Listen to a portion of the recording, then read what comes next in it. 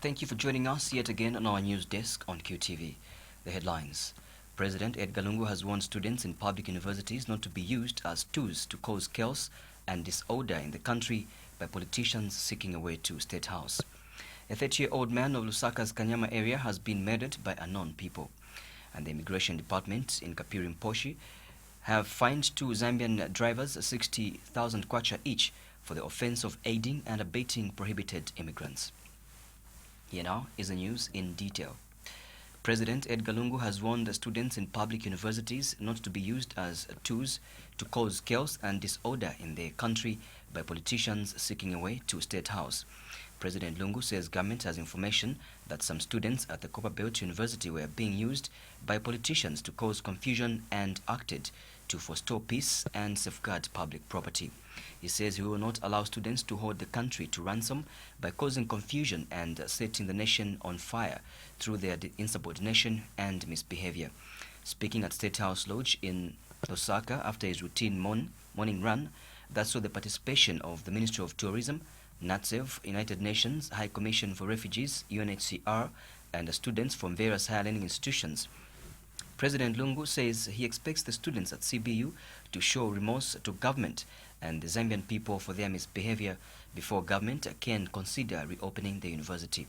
He has urged students to be responsible and speak out against being used, and wondered how about 200 students at CBU could contaminate the rest of over 6,000 students to rise against authorities.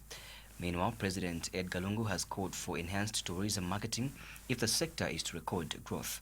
President Lungu says tourism marketing is cardinal to the sector's development and should be taken as such and not as business as usual. He has stated that the country is interested in having healthy people and encouraged all Zambians to be part of activities of fitness for health. We will be able to market it, but if we take it as business as usual, we will not know what to sell to our tourists. And I think we are hospitable people. We welcome strangers, and we're friendly, peaceful, and the environment in which we are is God-given, very good sunshine, and a lot of waters, and so many things to see. And just seeing the Zambian people at their home, in their best atmosphere, is good enough an attraction. Is that fitness and generally wellness is an investment in one's health, and the nation is interested in having healthy people.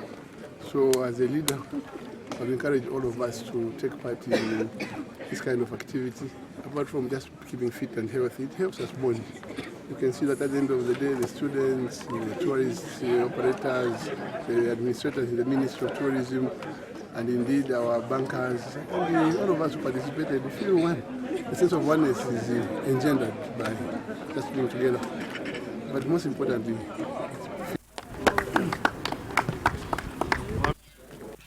a 30-year-old man of Lusaka's Kanyama area has been murdered by unknown people. Police Deputy Spokesperson Ray Hamonga says police received a report of murder which occurred between the 14th of June at around 22 hours and the 15th of June at around 02 hours at the Chunga sewage, saying the deceased has had his skin covering the genitals cut off. Mr. Hamonga explains that Mebo Mushipi, aged 33 of Chunga compound, reported the matter to the police after she found her brother identified as Guy Simutanda lying at the Chunga sewage dam after she was alerted by some members of the public. She said the deceased left his home on the 14th of June 2019 at around 21:30 hours in Kanyama compound to go and attend a funeral at the sister's place where he met his fate on his way. She has told AQ News in a statement that the deceased was found half-dressed, trousers and pants removed. Mr. Hamonga says after inspecting the body, the whole skin covering the genitals was removed using a suspected sharp instrument, which was not found at the scene. The body has since been picked, deposited at the University Teaching Hospital mortuary, awaiting post-mortem. Chilanga District has received 300 tons of relief food, which shall be distributed in phases until August 2019. Speaking during the commissioning of the distribution of the relief food in Chilanga's Chinyanja ward, Chilanga District Commissioner Edith Muwana says the office has so far received the first consignment, which is 100 tons of mealie meal meant for 6 wards. Mrs. Moana has urged the recipients to diligently utilize the little food being provided for the sake of well-being of the children in their homes. Martha Katambi has more in the following report. The poor rainfall that was experienced in the 2018 farming season has affected most parts of the country, and Chilanga district was also not spared from the hunger situation. But this will now be a thing of the past because government has allocated 300 metric tons of relief food to Chilanga district, which will be distributed in phases. The distribution process began today, 15th June 2019, in Chilanga's Chinyanja ward. Chilanga District Commissioner Edith Moana now explains. I feel touched by the prevailing hunger situation among our brothers and sisters, especially the children whose lives we have to take care of. Ladies and gentlemen, we must understand that God does things in His own way as He pleases. Chilanga Member of Parliament Maria Langa has assured the people that government will make sure no one dies due to lack of food. So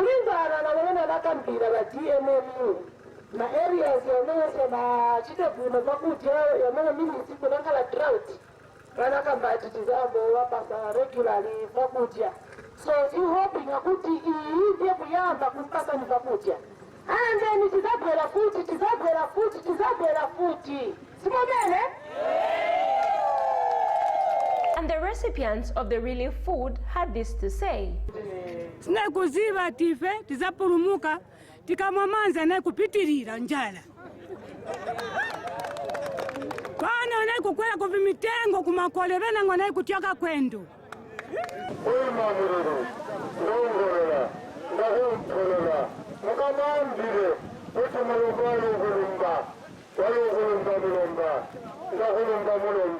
Martha Katambi, reporting for QTV News in Chilanga District. The poor rainfall that was experienced. The Immigration Department in Kapirimposhi have fined 2 Zambian drivers 60,000 kwacha each for the offense of aiding and abetting prohibited immigrants, contrary to Section 46(1) and 2 of the Immigration and Deportation Act number 18 of 2010 of the laws of Zambia. The 2 drivers are Simon Walia, 35, and Crispin Mumbis, 27, residents of Garden House in Osaka and Kawama Compound in Kabwe, respectively. The department secured the conviction on the 10th of June 2019 for the 2, and they were sentenced to pay a fine of 60,000 kwacha, or in default 3 years imprisonment with hard labor. Particulars of the offense are that the duo on the 27th of November 2018 in Kapirimposhi, jointly and whilst acting together, knowingly did aid, abet or assist 5 illegal immigrants within Zambia using a Toyota Ipsam registration number AHB 5729. This is contained in a statement made available to Q News by Immigration Department Public Relations Officer Namati Nshika. And Mr. Nshika has explained that this is the second time in less than 8 months that such a sentence is being meted out on an offender for this type of offense, the first one being that of Bridget Nayame, 37, a Zambian female resident of Mansa, who on the 26th of October 2018 in Mansa was sentenced to pay a fine of 60,000 kwacha, or in default 2 years simple imprisonment, for aiding and abetting 2 Tanzanian illegal immigrants when she engaged them to harvest timber on her behalf. He says this should serve as a timely warning to Zambian citizens and the residents who are in the habit of aiding, abetting and harboring illegal immigrants. He added that anyone wishing to engage a foreign national in any occupation or business must first ascertain their immigration status to avoid being sanctioned by the Department of Immigration. The maximum penalty for the offense is a fine of up to 150,000 kwacha, or 5 years imprisonment or both. Meanwhile, the Department of Immigration between the 11th and the 13th of June 2019 secured 20 convictions, apprehended 94 suspected illegal immigrants and removed 24 illegal immigrants from the country. Over 2,000 farmers out of 3,835 in Pemba district in Southern Province received payouts from the index insurance due to weather fluctuation, which resulted in crop failure in the 2017-2018 farming season. The development aid from People to People 2018 reveals that under the Smallholder Farmer Support Program. The development aid from people to people in Zambia is working with more than 10,000 smallholder farmers in Pemba, Namwala and Monza districts with the view to reduce vulnerability and food insecurity. Development aid from people to people in Zambia Managing Director Ellis Sorensen says DAP is committed to invest in the agriculture sector. Ms. Sorensen has indicated that the 2018 output saw 6,726 farmers adopting conservation farming, with farmers cultivating close to 1 hectare each, resulting in improved output and total production of 180 tons of cowpeas, soybeans and groundnuts. We are looking at the available land, and at least most part of the country has good rain. And then in the southern part where there's drought, because of global warming, it's even increasing. There is a lot of need to mitigate the impact of that global warming. So DAP is searching for more funding. We are, wherever possible, we are looking for opportunities for us to scale up. We find that we have a good model, and that's our farmers' clubs. And the activities which we are presently implementing in cooperation with the World Food Programme, we would like to scale them up.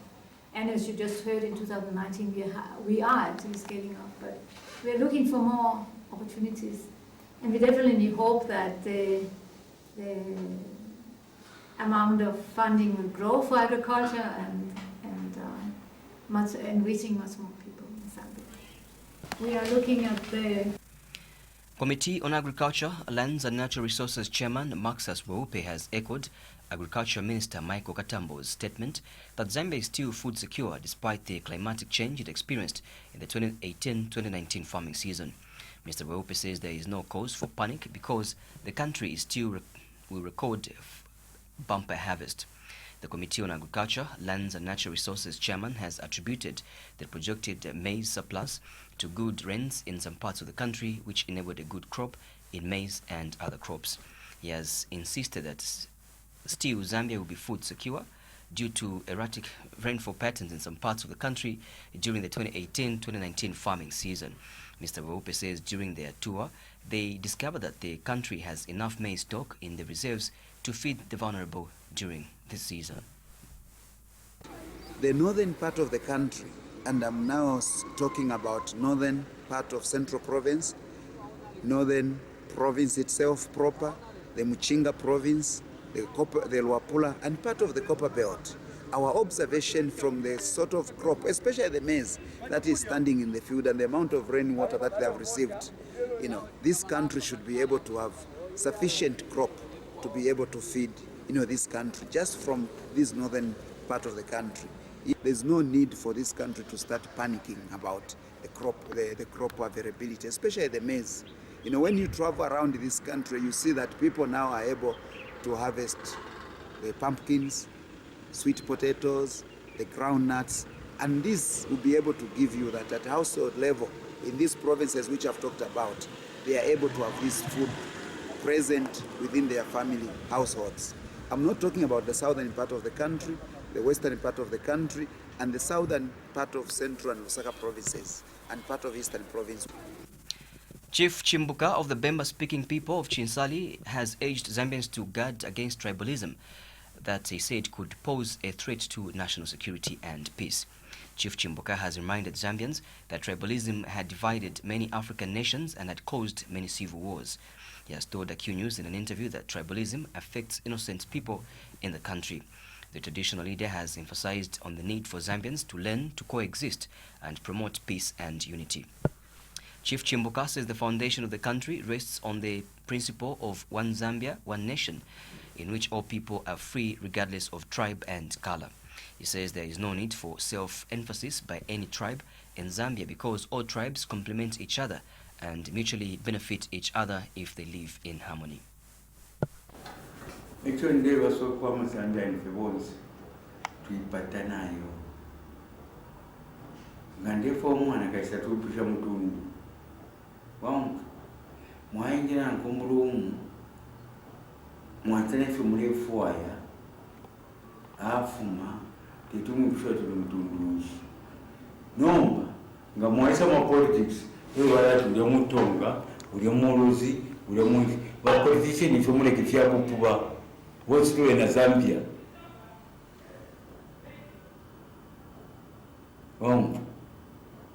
tuina Somalia what's doing na Zambia why so nga mutonga muluzi ni shali mutundu njoze alati ba mwene wa mwana mai.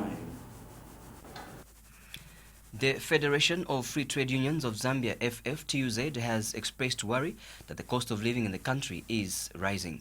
Union President Chingati Mshika says life is becoming tougher by the day for ordinary Zambians in the face of escalating prices of essential goods and services. Mr. Mshika has noted the need for governments to start working now by, among other things, tallying the expenditure with available revenue. He has argued that main inflation rate is evidence enough that government is overspending and has essentially powered up inflationary pressure on the market. Those are the issues that we should look at. So we want to aid the government, even the president himself, for the announcement that he made that they should put a stop to this tariff increase, because it is really a thing that has put us in an awkward position economically as workers, because whatever that increase that we are getting in terms of after negotiation is being dwindled, it's being not being felt because of the increases in high taxation levels and levies and high cost of doing business affecting the welfare of the ordinary citizen, the worker inclusive. So to us, the high cost of living is the matter that we should look at seriously as a nation and as government and as stakeholders in order for the worker to appreciate the wages that they are getting. The wages are already low, and we want to believe that these are some of the initiatives that are going to be put in place to balance up and to make us rejoice again as workers in our nation. The Evangelical Youth Alliance, AYA, has urged young people to resist being used as tools of political violence ahead of the Katuba parliamentary by-election. The seat fell vacant following the demise of the United Party for National Development Member of Parliament, Patricia Mashingwele. Organization Executive Director Reverend Moses Lungu has called on politicians to stop destroying the future of youths by using them as thugs during elections. Reverend Lungu has told AQ News in an interview that the youths who are potential leaders are being used as thugs before, during and after elections. And Reverend Lungu has emphasized that young people should avoid being used by politicians in political violence. It's wrong to engage young people into violence. It's very wrong. Zambia is on course. These challenges are shaping us in one way or the other. Of course, for the better. We are not going to be destroyed. There is no war in this country. But politicians are actually creating imaginative wars within their minds for political reasons. We don't want that. Identify a leader. You know that at the end of the day, they'll be able to save. They'll be able to integrate government programs in a local constituency for the benefit of the people, not for the benefit of the political party. That is very wrong. Zambians must identify the programs they want to do and identify people they can employ as servants who will serve, not who will come to parliament and begin to demand for better pegs. On that note, we end the news at this hour. Thank you so much for watching. But before I take a run, let's have a recap of the news and the headlines. President Edgar Lungu has warned students in public universities not to be used as tools to cause chaos and disorder in the country by politicians seeking a way to State House. A 30-year-old man of Lusaka's Kanyama area has been murdered by unknown people. And the Immigration Department in Kapirimposhi have fined 2 Zambian drivers 60,000 kwacha each for the offense of aiding and abetting prohibited immigrants. That will do it for the news. Thank you so much. Bye-bye.